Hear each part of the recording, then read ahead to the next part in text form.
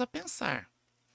E nessas andanças toda da minha vida, né, dos lugares que eu já trabalhei, uma vez eu fui participar de uma comissão de pós-graduação na Universidade de São Paulo, onde estavam as pessoas assim que pensam a educação no Brasil, do Que MEC. realmente pensam. Não sei se pensa, tenho minhas dúvidas, Ah. mas enfim. Eu tive essa experiência lá fora e vi uma outra realidade educacional, como eu estou vendo hoje, de novo, que eu voltei a estudar lá fora. Tudo bem que é uma coisa indireta, né? Tudo bem que a gente conversa por um chat, não tem problema. Mas eu tenho colegas de turma chinês, do Nepal, da África, da Índia. Ô, Príncipe, peraí, calma aí. Deixa eu te... Já que você tá falando sobre educação, me desculpa te interromper, mas eu vou te fazer uma pergunta chavão, que a gente fala, né?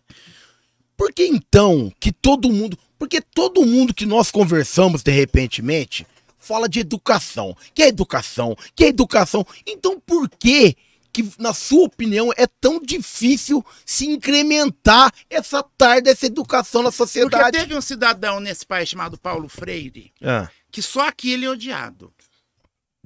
Aliás, tem duas vergonhas homéricas na minha vida. Tá? Lá fora, me perguntaram assim, e Paulo Freire? Eu sabia muito pouco. Tá? E eu comecei a ver na universidade que eu estava que tinha uma disciplina freiriana. Que doido.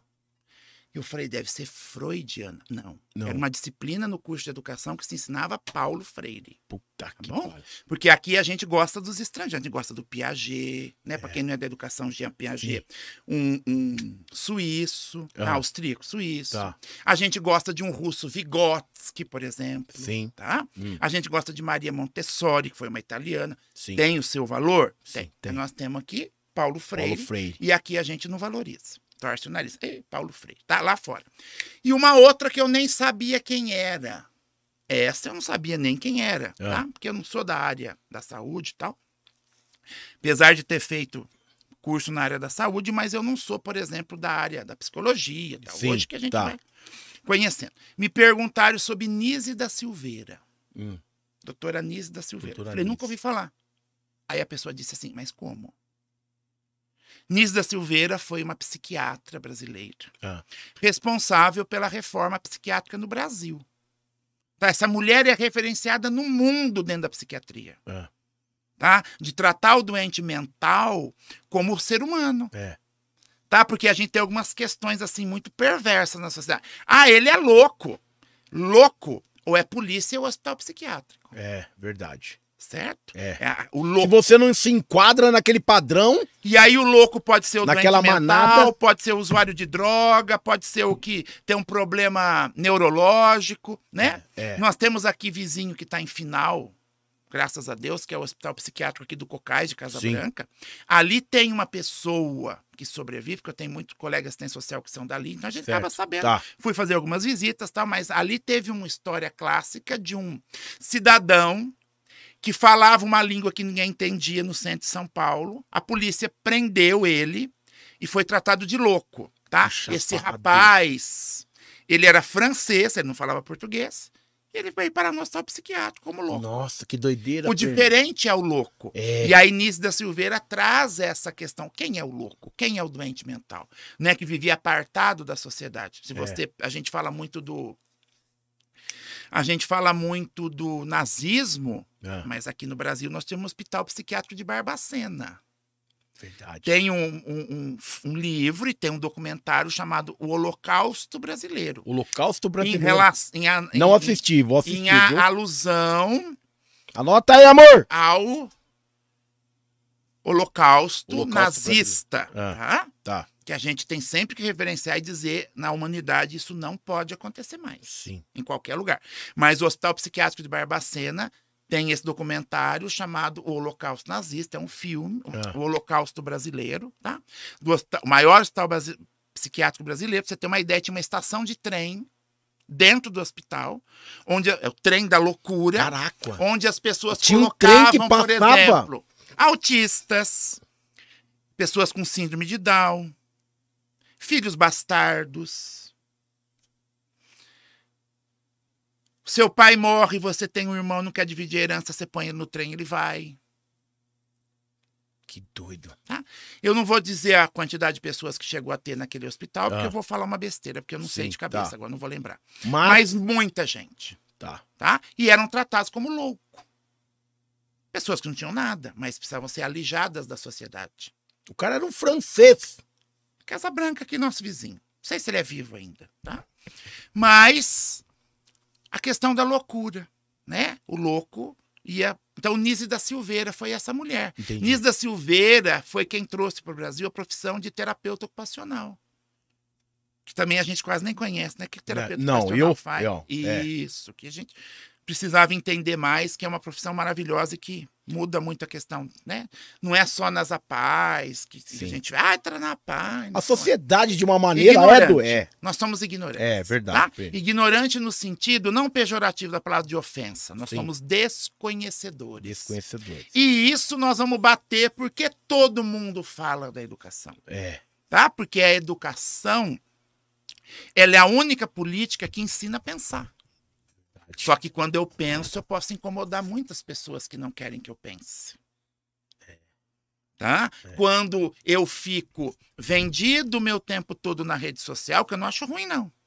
A gente precisa, traz informação. Nós estamos aqui numa plataforma, senão a gente estava escondido das grandes emissoras. Jamais alguém estava vendo o nosso bate-papo. Jamais, verdade. Nunca. Quem vai chamar nós para ir na Globo com essa beleza? Não vai. Porque vai. Né? Hollywood vai entrar em crise. Esse senso de consciência é um impacto. Faz assim, ó. Dá um brilho em nós. É um impacto. É quase um meteoro caindo na Terra. Mas nós estamos aqui batendo papo e tem alguém escutando, tem alguém se interessando, tem alguém pensando, que eu acho que essa é a ideia. Essa é a ideia, por exemplo, das plataformas digitais. Exato. Mas nós temos uma grande mídia na plataforma digital que quer que você não pense. Verdade. Que quer que você compre. Certo? Então nós temos hoje o Meta, né? Que é o Facebook e os seus... Nós temos lá do outro lado agora o tal do Twitter, que foi comprado por aquela múmia psicodélica do Elon Musk. Certo? Aquilo é uma múmia. Eu acho que ele devia ir para Marte e morar lá. Eu dou apoio. Vai para Marte, fica lá. Você não acrescenta em nada. Um dia ele estava com um papo que ele pode acabar com a fome do mundo. Deixa eu te falar uma coisa do fundo do meu coração. Eu pensei comigo, esse cara é um merda. Porque se eu tenho dinheiro para acabar a fome, não faço propaganda, eu vou lá e compro a comida para pessoa. É verdade. Acabou. Eu não preciso fazer... Quer se aparecer em cima da fome dos outros? É a mesma coisa. Você quer fazer uma doação? Vai lá e compra e dá. Porque se você dá e vem contar para mim, eu te chamo de merda. Porque a Bíblia, né, assim, o livro sagrado, diz o que a mão direita faz, a esquerda não precisa ficar sabendo. Verdade. Então, se eu te dou essa garrafa e eu ponho para fazer média popular, né, para eu ficar popular, para dizer que eu sou bom. Eu não sou bom. Eu sou egocêntrico. Eu quero que as pessoas prestem atenção nisso. Isso não é bondade, tá? Vamos limpar as coisas. E nem aquela pessoa que cata o resto do final de ano de roupa que não serve mais, tá rasgado e dá pros outros. Isso também não é bondade. Isso é limpar guarda-roupa. Então eu sempre fui contra. Você quer dar uma coisa pra pessoa? Se você acha que você quer. Porque quando eu dou, eu te dou essa camiseta. Aí você não usa, eu falo assim, pobre metido, hein? Quer dizer que filho de pobre não pode querer, não pode gostar, não pode escolher, não pode gostar do azul, do verde. Só filho de rico que escolhe? Então, nós precisamos parar com essa hipocrisia social. Então, nós vamos pensar nas questões, né? Porque senão a gente vai entrando numa loucura... E essa sociedade está muito louca, porque não se pensa, e eu vou consumindo, e eu vou vivendo, e eu vou me endividando para eu vou me embalando no story de Facebook. Porque agora, né? Porque eu acho fantástico, ninguém é triste no Facebook. Verdade. Agora com o filtro, até eu fico bonitinho. E eu fico gato. Eu falo, bota um filtro aí. Se tirar, eu falo, meu Deus, tira foto com filtro aí, provado. Esconde a pança, direita para... Põe cabelo. Aí tu fala, milagre não dá pra fazer. Bando de... Fala, reprovo. Então, o que que acontece? Você tem todo esse mundo que as pessoas não gostam de falar. Verdade. E ninguém quer perder tempo, por exemplo, para sentar com a juventude e bater um papo desse que nós estamos batendo aqui. Verdade, primo. Porque eu tenho que ensinar a oração coordenada sindética. Eu não sei nem que desgraça é isso. Eu tenho que ensinar, por exemplo, trigonometria. Eu tenho que ensinar uma coisa que eu mais abomino no mundo, que é logaritmo. Um dia eu perguntei assim para um professor em Ribeirão, onde que eu vou usar isso? No vestibular. Falei, não quero aprender. Não quero aprender essa desgraça. Eu vou fazer isso na minha vida. E aí eu fui fazer faculdade, o professor falou assim, precisa de logaritmo. Falei, desgraça que tem logaritmo. E eu não aprendi essa desgraça. Falei, não sofre não. Põe o número e aperta na calculadora log. Aprendi a fazer logaritmo. Se não tivesse calculadora, eu não sabia nada. Mas apertava o log, foi quase que eu voltei lá. Falei, você estudou rápido, hein? Aprendi a fazer logaritmo. Pega a calculadora, aperta o log. Pronto. Você acha o logaritmo. Então, nós criamos uma bolha educacional que a gente precisa... Isso é algo que a gente precisa discutir muito. Muito. Tá? Uma fala dessa cria tanta celeuma. Uma fala dessa cria tanto burburinho. Mas eu vou ter que dizer, tá? Nós precisamos pensar numa educação para a vida. Não numa educação para passar no vestibular. Porque meus alunos passam no vestibular e não estão alfabetizados. Triste, hein? Eu dou um texto, por exemplo, do Freud, que é já para ferrar, que é uma desgraça de ler, porque é muito filosófico, né? Ou você pega um Schopenhauer, que você começa... Você não entende nada, mas você já tem vontade de chorar. Né? Você pega um Nietzsche, então, existencialista, que... Eles não conseguem. Só que eles passaram no vestibular. Então, eles foram treinados, eles não foram ensinados. Se você pegar a Universidade de Campinas, por exemplo, que eu estou tendo mais contato agora, primeiro ano de ensino, com exceção dos cursos como medicina... Você está lá nesse momento. Agregado. Tá. Nesse primeiro momento, entrando no primeiro semestre, nós estamos até com 25, 24, 20% de desistência, abandona a faculdade. Porque o que acontece? O ensino básico, médio, ele não prepara para um ensino do pensar.